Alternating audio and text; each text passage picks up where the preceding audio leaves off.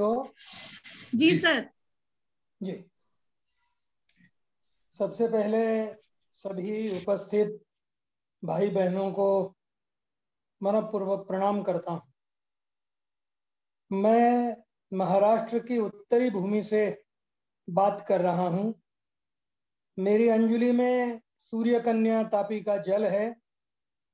सतपुड़ा की पहाड़ियों के वन पुष्पों की सुरभि है और मैं सूर्य संकाशा प्रकाशा नगरी के शिव महिम्न स्तोत्र के रचयिता पुष्पदंतेश्वर जी के मंत्र घोष का स्मरण करते हुए आपके सम्मुख बात कर रहा हूँ। आदरणीय दादा दयानिधि जी की प्रेरणा और आशीर्वाद का संबल संपुट मंत्रपाठ की तरह मेरे साथ है। उन्हें कृतज्ञता पूर्वक प्रणाम करता हूँ। आज मेरी अध्यक्ष की भूमिका के दो पंख है।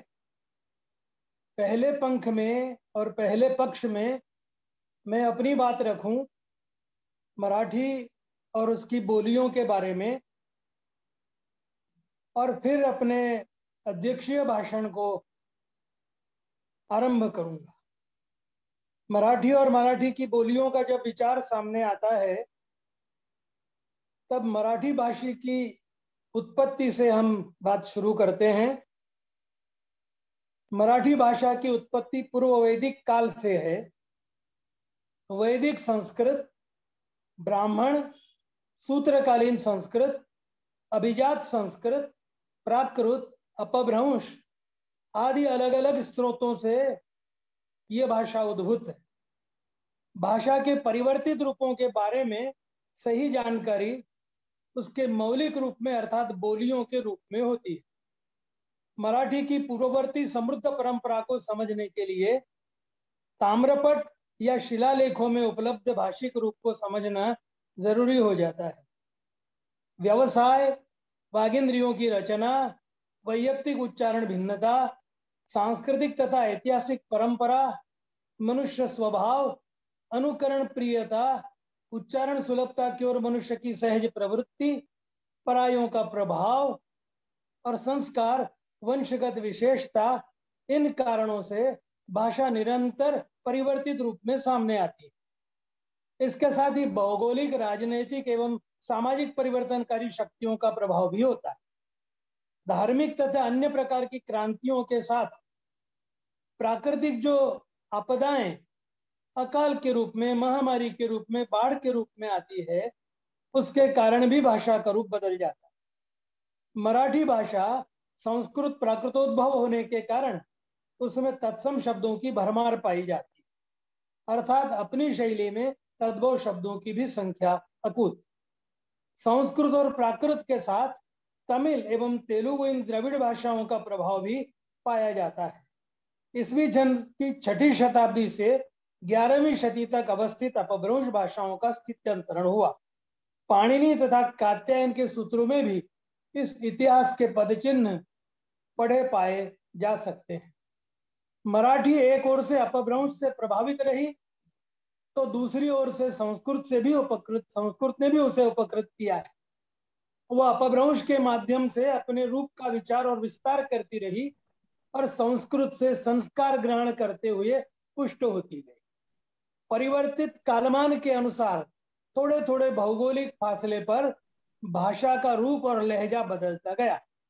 भाषा के विस्तृत भूक्षेत्र और भिन्न भौगोलिक स्वरूप के कारण भाषा के बदलते रूपों का प्रभाव भी नित्य दिखाई देता है। भारतीय भाषाओं का विचार करते हुए मराठी का भाषा क्षेत्र अर्थात ही हिंदी की तुलना में कम विस्तृत। मराठी के विविध प्रदेशों में अलग अलग नामों से जाना जाता है। उन विशिष्ट प्रदेशों की बोलियों के साथ विदेशी भाषाओं का प्रभाव भी इस रूप पर देखा जा सकता है। जॉर्ज ग्रियर्सन ने केवल कोंकणी को ही मराठी की बोली माना है। खानदेशी या अहिराणी को वे गुजराती की बोली मानते हैं। इसमें महाप्राणोच्चार का प्रयोग नहीं मिलता है। दक्षिण की मराठी को दक्षिणी या देशावर की बोली कहा जाता है। यह बड़ौदा संस्थान की भाषा है। विजापुर और धारवाड़ कर्नाटक के जिले हैं वहां कानड़ी का चलन होते हुए भी इसी भाषा का प्रभाव है। विंध्य के उत्तर में और ठेठ नर्मदा के तट पर इस भाषा को बोलने वाले लोग मिल जाते हैं। धारवाड़ जिले की भाषा कानड़ी होते हुए भी लोग मराठी का प्रयोग करते हैं। धारवाड़ और कलगढ़ की तहसील में लोग कुणबी या कुड़वाड़ी बोली का प्रयोग करते हैं। इसके लिंग तथा क्रिया प्रयोगों पर कानड़ी का प्रभाव स्पष्ट रूप से देखा पड़ा जा सकता है। सह्याद्री के कारण महाराष्ट्र के दो भौगोलिक विभाग हो गए, एक है देश और दूसरा है कोंकण। इसके आधार पर भाषा भी देशी और कोंकणी हो गई है। उत्तर में दमन से लेकर दक्षिण में राजापुर तक की भाषा देशी के समान ही है। राजापुर से निचला हिस्सा कोंकणी का भाग है। इस प्रदेश में नाना बोलियां प्रयुक्त हैं। प्रदेश के आधार पर इनके अलग अलग नाम किए जा सकते हैं। बाणकोटी, दमनी, घाटी, मावड़ी और संगमेश्वरी। जाति या व्यवसाय के आधार पर इनके नाम है आगरी, भंडारी, धनगरी, वराड़ी, किरिस्तांव, कोड़ी, कुणबी, परभी, ठाकरी आदि। मावड़ी भाषा बहुत कुछ घाटी से समांतर चलने वाली है। इसे अलग या स्वतंत्र न कहें तो योग्य होगा। कोंकण के करीब कुलाबा और भोर संस्थान में ये बोली बोली जाती है। इसमें मध्यवर्ती मराठी के रूप और उच्चारण स्पष्ट रूप से पाए जाते हैं। रत्नागिरी जिले के देवरुख परगने में संगमेश्वरी बोली जाती है। मुंबई से राजापुर तक प्रयुक्त इस बोली को उत्तर कोंकणी भी कहा जाता है। रत्नागिरी के मंडणगढ़ इलाके में बाणकोटी बोली प्रयुक्त है। यह मुस्लिम बहुल प्रदेश होने के कारण इस पर उर्दू का प्रभाव देखा जा सकता है। प्रदेश की दृष्टि से विचार करते हुए कोंकणी के स्पष्ट रूप से दो भाग होते हैं। दमन से राजापुर तक का उत्तरी हिस्सा, राजापुर से कारवार तक का दक्षिणी हिस्सा। इस बोली का क्षेत्र बहुत व्यापक है। मुख्यतः चितपावनी, दालदी और कुडाली ये तीन रूप पाए जाते हैं। कुडाली बोली आजकल मालवणी नाम से भी जानी जाती है। दक्षिण में तेरेखोल से लेकर उत्तर में ठेठ देवगढ़, कणकौली और फोंडा तक के कोंकण इलाके में यह बोली जाती है। इसमें अनुनासिक उच्चारण की शैली पाई जाती है। मध्य प्रांत के दक्षिण भाग में वराड़ी प्रयुक्त है। इसका रूप मध्यवर्ती मराठी से अलग है। बुल्ढाना से लेकर पश्चिमार्ध का अपवाद मानकर तापी नदी तक का प्रदेश इसे बोलने वालों का है। इसमें अंत्य दीर्घ स्वरों का उच्चारण ह्रस्व होता है। नागपुर, वर्धा, भंडारा, चांदा, बालाघाट तथा रायपुर जिलों में नागपुरी प्रयुक्त है। इस पर हिंदी की छाया दिखाई देती है। आज भी नागपुर की मराठी में शीशी, दवा इस प्रकार के शब्दों का प्रयोग सर्वमान्य है। इसमें ळ के स्थान पर र का प्रयोग किया जाता है। बालाघाट जिले के दक्षिणी हिस्से के लोग मराठी बोली का प्रयोग करते हैं। इस पर निकटवर्ती पूर्वी हिंदी का प्रभाव स्पष्ट रूप से देखा जा सकता है। हड़ब नाम भी जाति सूचक है। मध्य प्रदेश के बस्तर और कांकेर इलाके के हड़बी लोग महाराष्ट्र के चांदा, रायपुर, भंडारा के इर्द गिर्द बसे हुए हैं। इनकी बोली में मराठी, उड़िया और छत्तीसगढ़ी का मिश्रण पाया जाता है। इसकी उपबोलियों में प्रमुख है मेहरी, अड़कुरी, बस्तरी, चंदारी, गचिकोलो, मिगगानी, मुरिया और शुंडी।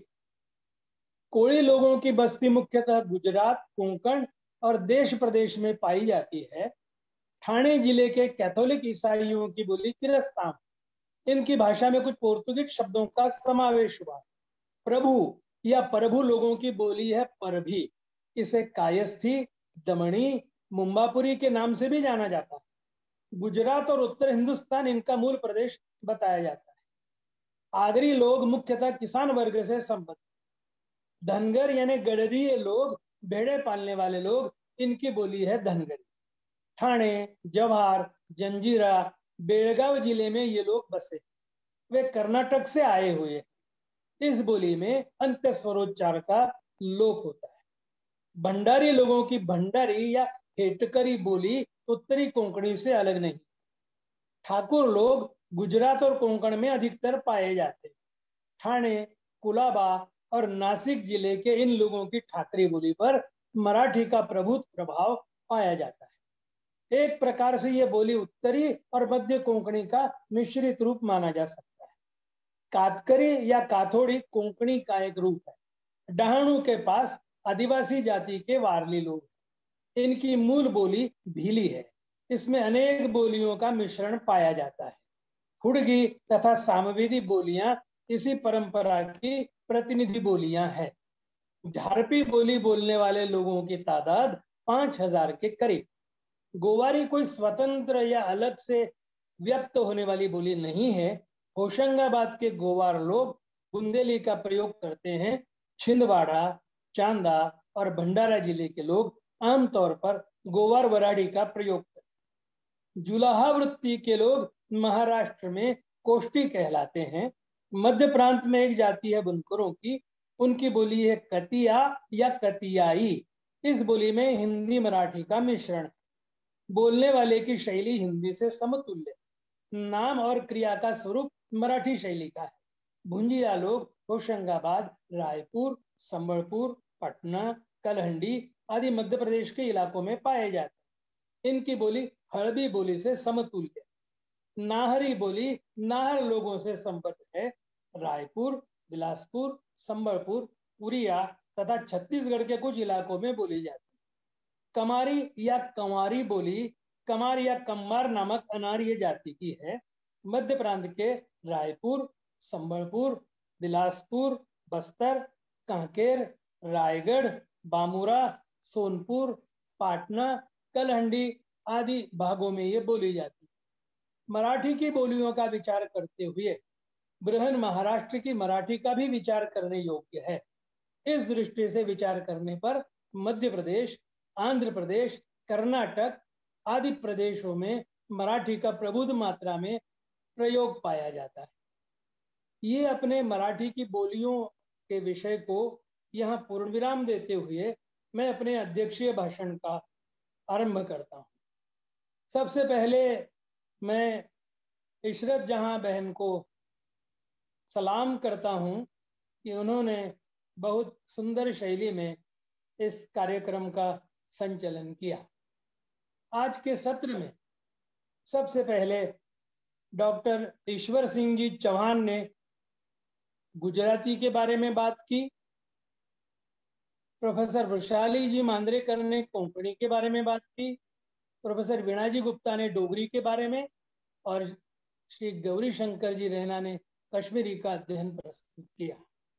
इन सब अलग अलग भाषा भगिनियों के कोई माइक चल रहा है, प्लीज इसको बंद करें। इन सारी भाषा भगिनियों को देखते हुए एक बात मन में बराबर और बार बार आती रही,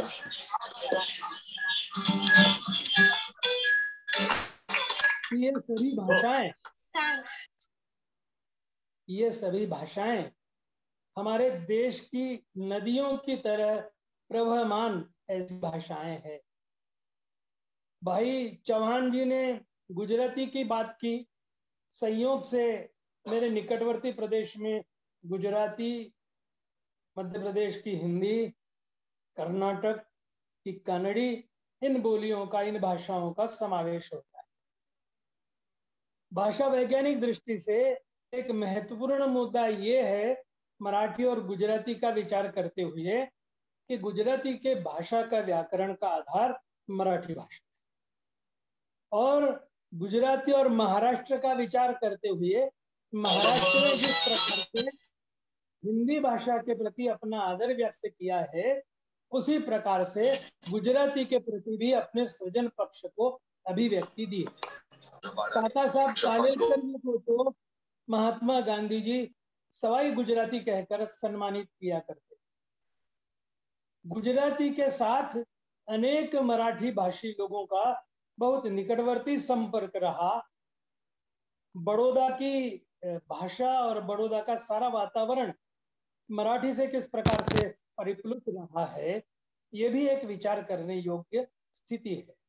अनेक लोग महाराष्ट्र के गुजराती भाषा में न केवल अभिव्यक्त होते रहे, लेकिन उस पर अपना एक प्रकार से अधिकार भी जताते रहे। गुजराती और मराठी के इस अंतर संबंध को देखते हुए अब हम आदरणीय विदुषी वृषिला जी के जरूर ज्यादा कर सकते थे, एक्शन और रबार एक्शन जरूर कर रहे थे बल्लेबाज। ये सबसे आनंद का विषय। फिर कोई माइक चल रहा है, इशरत बहन आप जरा उसको रोकिए तो मैं अपनी बात साफ ढंग से कर सकूं। कोशिश चल रही है सर जी। सभी अपना अपना माइक म्यूट कर ले, वक्ताओं को परेशानी हो रही है। हम लोग ने भी यहाँ से म्यूट कर रहे हैं, यहाँ भी हम रिक्वेस्ट भेज रहे हैं जी। ये बहुत सुखद अनुभव रहा कि इस सत्र में 4 वक्ताओं ने जो सहभाग लिया उसमें 2 विदुषियां रही और 2 विद्वान रहे। कोंकणी के बारे में जैसे ही बहन जी बता रही थी कि कोंकणी भी मराठी के निकट का हिस्सा होने के कारण इस प्रदेश ने मराठी को समृद्ध किया है और मराठी से ऋण भी ग्रहण किया है। आदरणीय बहन वृषाली जी ने बोरकर जी की कविता का उल्लेख किया। महाराष्ट्र की काव्य धारा बोरकर जी के काव्य से न केवल प्रेम विषयक कविता में समृद्ध हुई है लेकिन जीवन विषयक जीवनानुभवों से भी समृद्ध हुई है, क्योंकि जब बोरकर जी अपनी बात करते हैं, अपने गोवा की भूमि की बात करते हैं, उसके साथ साथ एक सार्वकालिक सत्य को भी उद्घाटित करते हैं। डोगरी का अध्ययन प्रस्तुत करने वाली आदरणीय बहन वीणा जी ने डोगरी के बारे में पर्वतीय प्रदेश की खूबियों को उद्घाटित किया। मेरे जैसे हिंदी के विद्यार्थी के लिए डोगरी का स्मरण आते ही पद्मा जी सचदेव की स्मृति मन के आकाश में कौंध जाती। आदरणीय भाई गौरी शंकर जी का मैं विशेष रूप से आभार मानकर उनके प्रति इस बात का अवश्य उल्लेख करूंगा कि चारों वक्ताओं में समय सीमा का बहुत अचूक ध्यान आदरणीय भाई गौरी शंकर जी ने दिया और कहीं भी अपने वक्तव्य में कोई क्षति या अपूरणीयता की जैसी संभावना नहीं रखी। हमारा सुंदर भाषा बोला न केवल भाषा का न केवल साहित्य का विचार हमारे सामने रखता है, लेकिन कश्मीर हमारी दार्शनिक परंपरा के रहस्य को भी उद्घाटित करता है। काश्मीरी शैव दर्शन की सरणियां अनायास याद आ जाती हैं। कविवर प्रसाद जी का स्मरण होता है, महाराष्ट्र के संत ज्ञानेश्वर का भी स्मरण होता है, जिनकी कविता पर, जिनके तत्व चिंतन पर कश्मीरी शैववाद का एक बहुत बड़ा प्रभाव देखा जा सकता है। मैं सभी विद्वान और विदुषी वक्ताओं को आदर पूर्वक प्रणाम करता हूं और अपने गहन अध्ययन और वैदुष्यपूर्ण चिंतन के माध्यम से उन्होंने इस देश की इंद्रधनुषी परंपरा को और संस्कृति को विविध आयामों में स्वरूपता स्पष्ट की। एक बात, इन सारी भाषाओं के कल से मैं निरंतर रूप से सभी चर्चा सत्र के व्याख्यानों को सुन रहा हूं। एक बात जो आचार्य विनोबा जी ने कही थी वो मैं बहुत आग्रह पूर्वक इस परिचर्चा में कहना चाहूंगा कि अगर ऐसा संभव हुआ कि हमारे देश की भाषाएं देवनागरी लिपि में लिखी जाएं और हमारी हिंदी भाषा अगर तमाम लिपियों में लिखी जाए, तो दादाजी जो ये अंतसूत्र को जोड़ने की प्रयत्न और कोशिशें कर रहे हैं उसमें एक सुमधुर फल हम प्रकट होता हुआ देखेंगे। अलग अलग अभिव्यक्ति करने वाले, अलग अलग भूमि से आने वाले इन सारे साहित्य प्रवाहों को जब हम देखते हैं तब इसके 2 मुख्य सूत्र मुझे दिखाई देते हैं। पहली बात यह है कि हम आकाश की चिंता कम और धरती की चिंता और चिंतन अधिक कर रहे हैं। ये बहुत सुखद है, सुख देने वाली बात है कि किसान परंपरा हमारे देश का सारा भविष्य सारा संचित और सारा भागधेय ऋषि और कृषि संस्कृति से जुड़ा हुआ है, उसका परिणाम और उसका परिपक्व फल ये परिचर्चा है। और हमारे ऋषियों ने जिस देव पुरुष को देखा तो कहा कि उसके सहस्र शीर्ष है, सहस्त्र हाथ है, सहस्त्र पैर है, हजारों मस्तक वाला, हजारों हाथों वाला, हजारों पैरों वाला ये देवता, इसका हृदय एक। उसी प्रकार से हमारे देश की ये अलग अलग जो भाषाएं हैं उनका हृदय एक है, और वो भारतीय हृदय है, जिस हृदय के लिए मराठी और हिंदी के भी अंतर संबंधों की व्याख्या करते हुए मुझे 400 साल पूर्व कभी आदरणीय दादाजी इसी काशी की पुण्य भूमि पर महाराष्ट्र के संत एकनाथ और गोस्वामी तुलसीदास जी का संवाद हुआ होगा। महाराष्ट्र के तमाम संतों और भक्तों ने हिंदी में रचना की। संत नामदेव का उल्लेख तो और अलग भाषाओं में जब मैंने सुना तब मैं बहुत चमत्कृत हो गया, बहुत आदर से परिप्लुत हो गया। उनकी हिंदी को अगर हम देखें तो आनीले कागद काटीले गुड़ी आकाशामधी भरमीले, तो इसमें सारी क्रियाएं मराठी की क्रियाएं हैं, और मात्र आणीले को आनीले कर दिया। और नामदेव की कविता इभय पिठलू उभय पिठलू बिठलू बिनु संसार नहीं, सोने का धागा मेरे रुपए का सोने की सुई मेरा रुपए का धागा, नामा का चित्त हरि से उल्लास। जो सपना श्रद्धेय पंडित विद्यानिवास जी ने देखा था, उनकी बहुमुखी मानस प्रकृति ने देखा था, उसे इस सत्र ने शोभान्वित किया है। इससे मैं बहुत संतुष्ट हूँ। सभी प्रतिभागियों को आदर पूर्वक प्रणाम करता हूँ और सभी का मनपूर्वक आभार मानता हूँ। धन्यवाद।